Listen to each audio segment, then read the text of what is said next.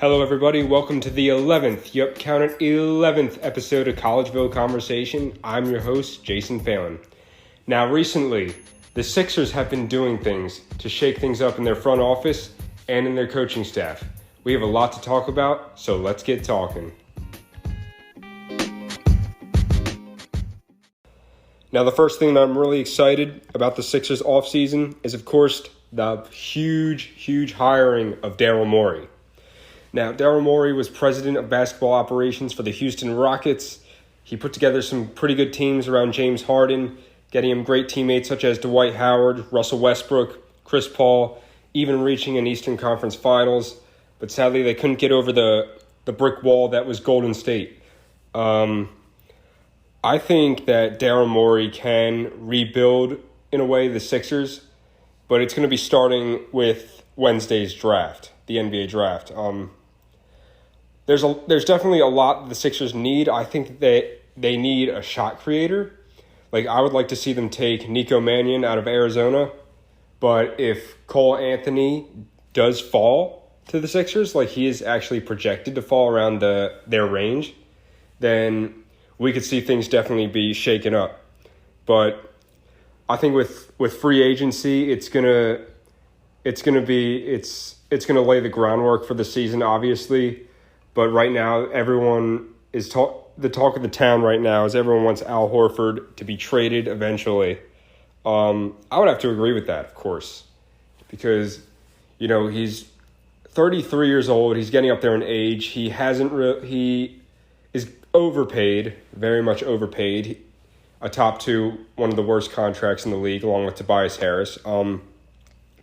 But people want Daryl Morey to move Al Horford for somebody like Buddy Hield, which is who I would want him to move him for,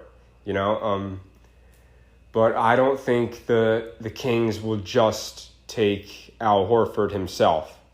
It's definitely going to have to be a pick thrown in there, maybe even the number 21 pick that the Sixers have from OKC.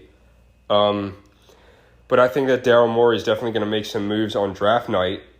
There was a lot of speculation about James Harden wanting a trade and that the Sixers were on his list. But personally, I don't think that James Harden would work in this Sixers offense, especially if the Rockets are going to want someone like Embiid or Simmons.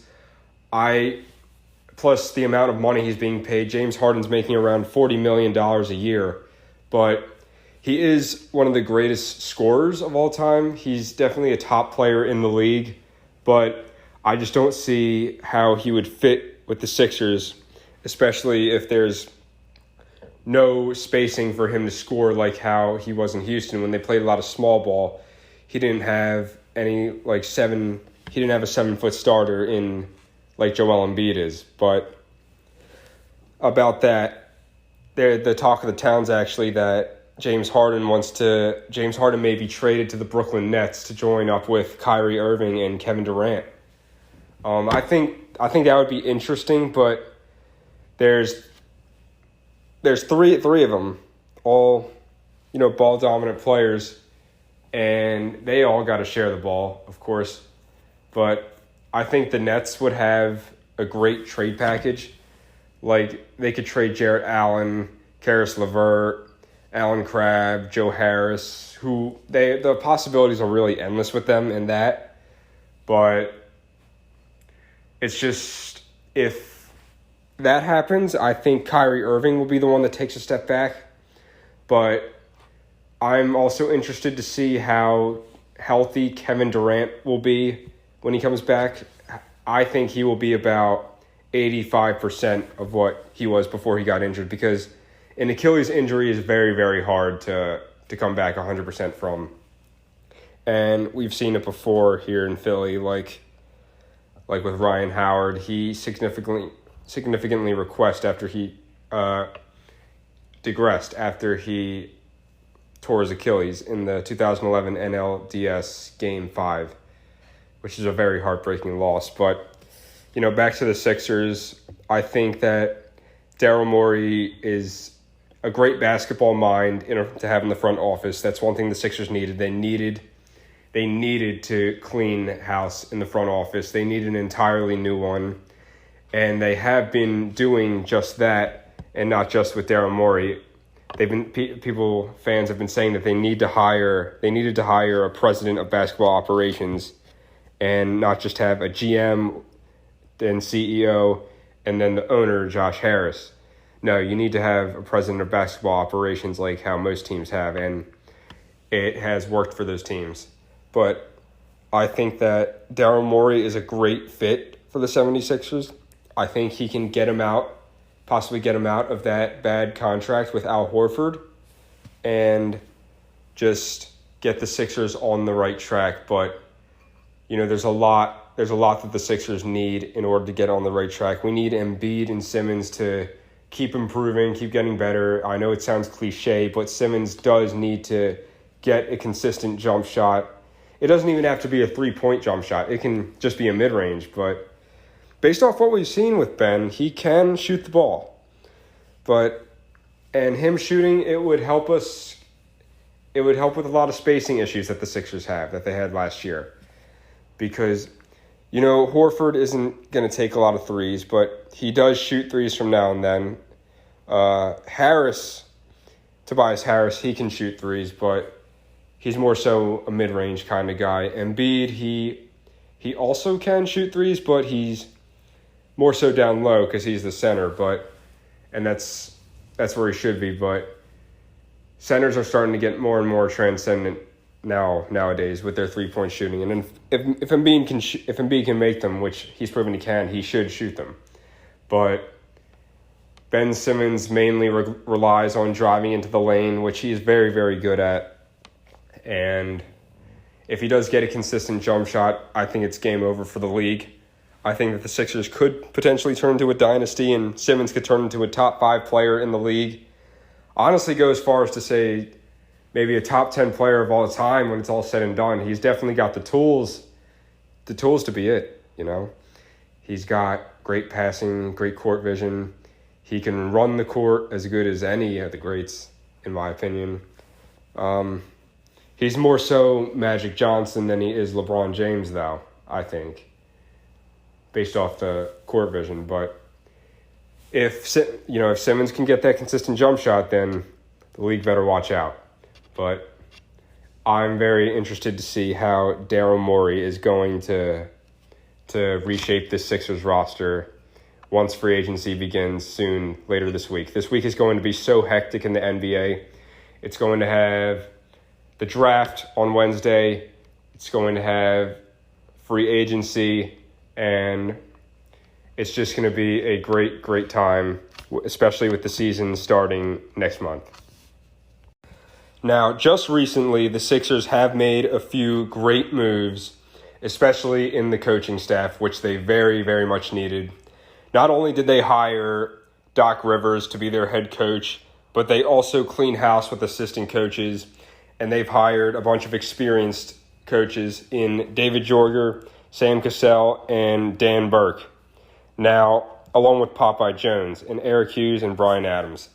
Now, the coaching staff has been one thing that the Sixers needed to improve along with the front office over the past few years, and this past season has proved that as well.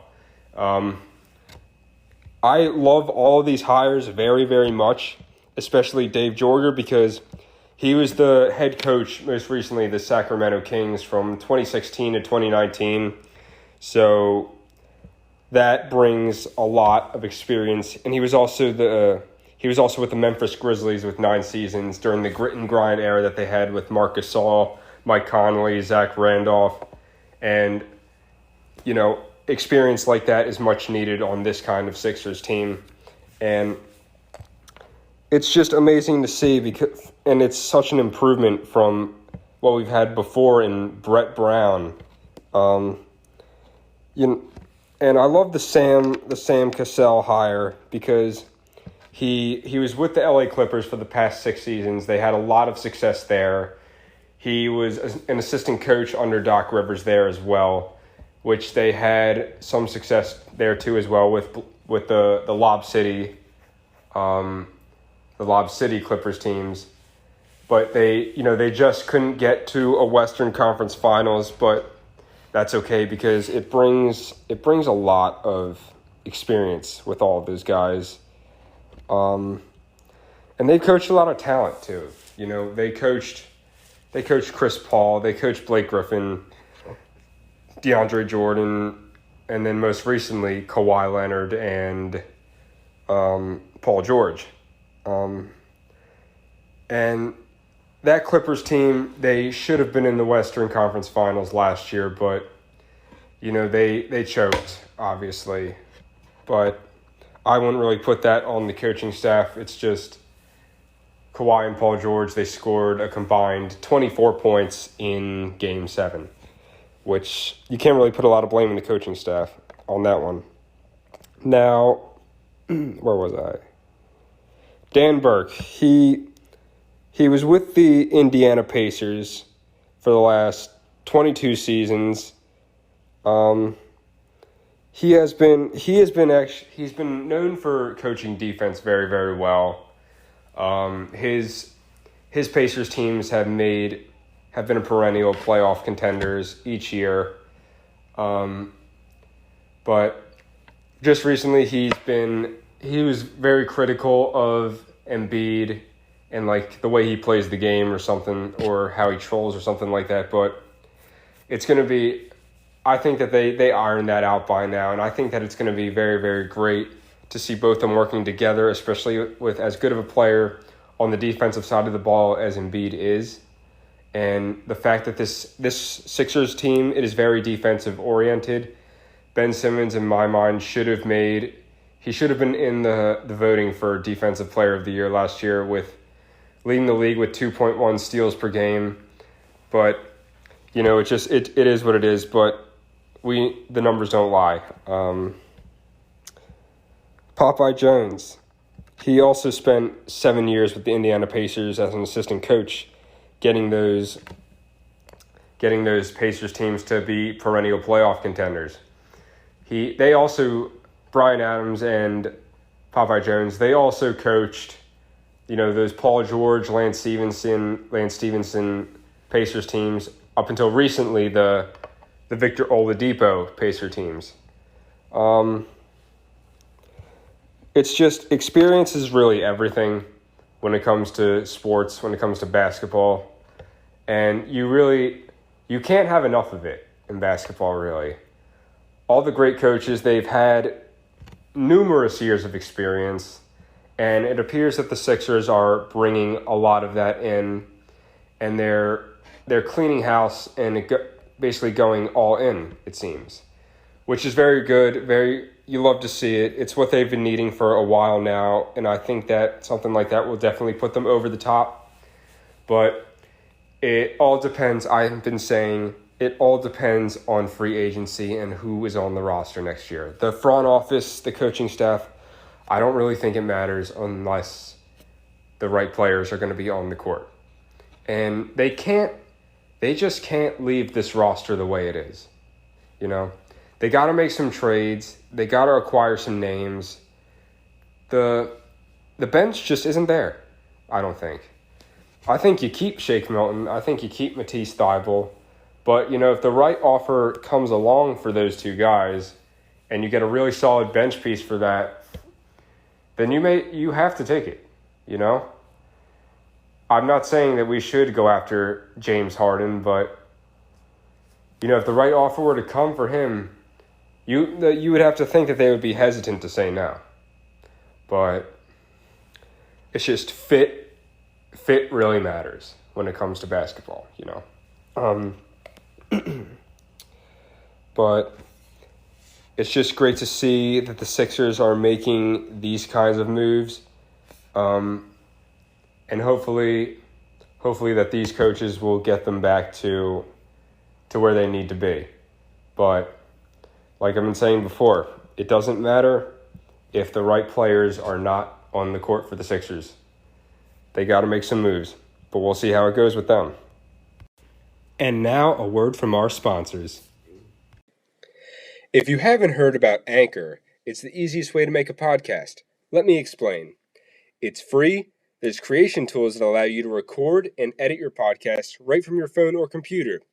Anchor will distribute your podcast for you, so it can be heard on Spotify, Apple Podcasts, and many more. You can make money from your podcast with no minimum listenership. It's everything you need to make a podcast in one place. Download the free Anchor app or go to anchor.fm to get started. All right, so let's talk about the Sixers' city jerseys for a second. The new city jerseys that they just got. I don't know. I've been hearing mixed reviews about them, about the way they look, about the way that they were promoted and presented. Everyone likes the fact that they brought back the black color into their color scheme again. Like, we haven't seen that since, the Allen Iverson Classic 2001 jerseys. And those were the jerseys that people were hoping that the Sixers were going to reveal, because they used Allen Iverson himself to promote these jerseys and hype them up. And honestly, I can say for myself that I thought myself that too.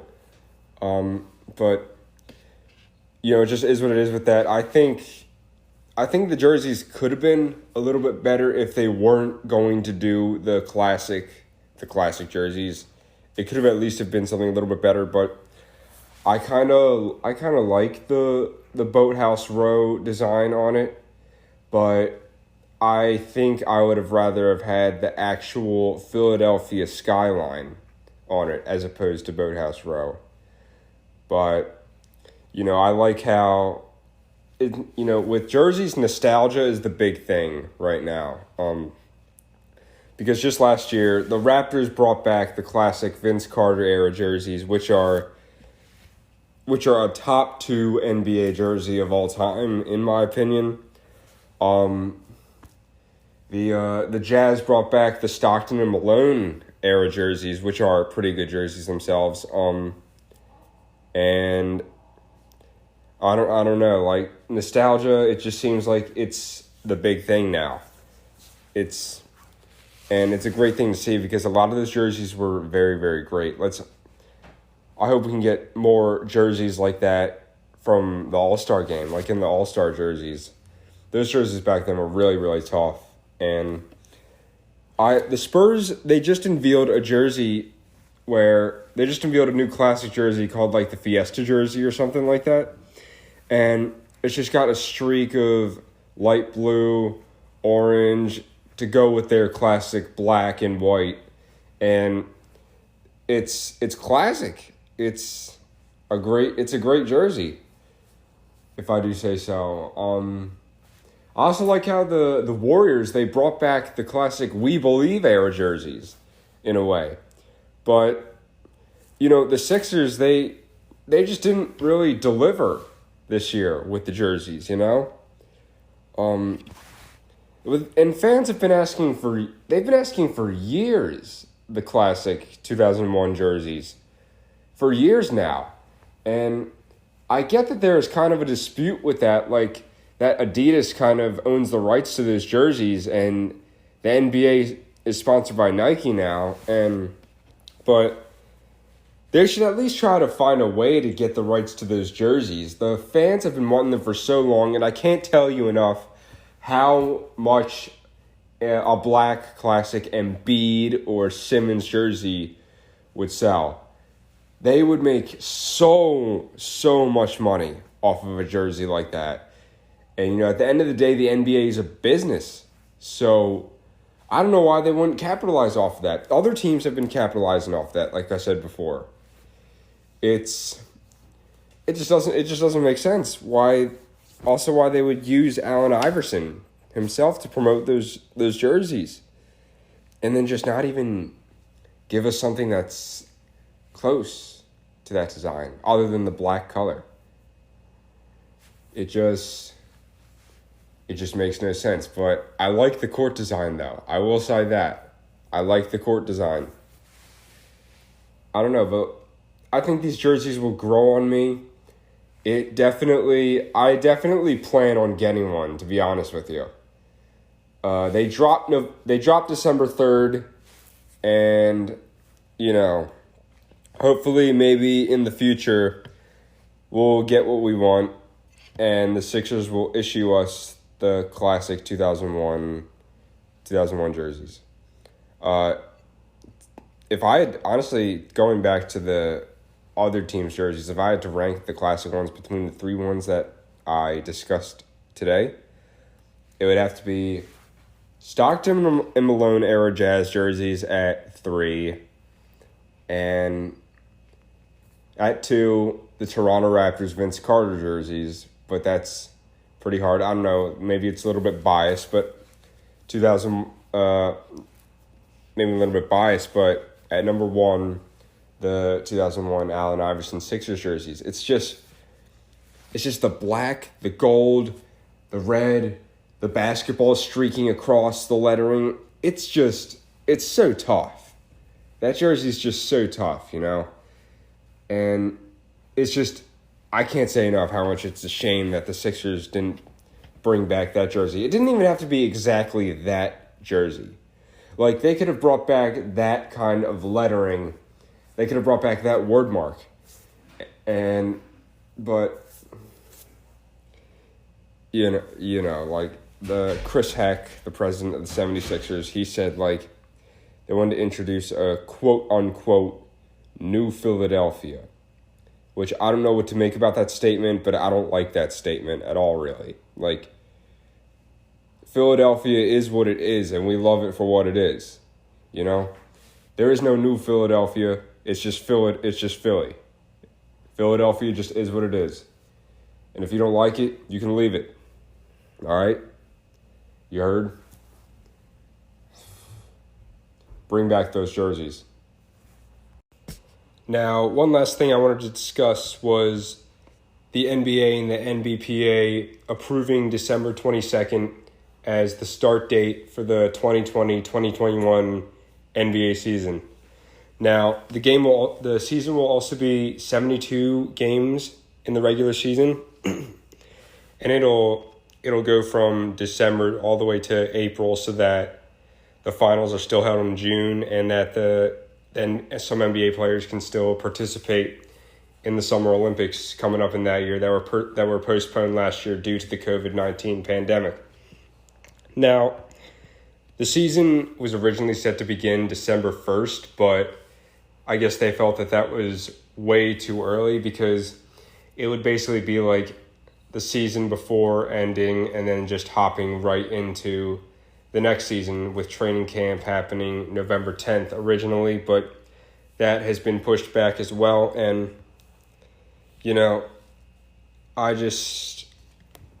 that would just be way too early, especially for the Heat and the Lakers and all the other playoff teams that went deep in the playoffs. But all the other teams that were not good enough to be in the bubble and were eliminated beforehand, they've gotten basically a good amount of rest, I would say.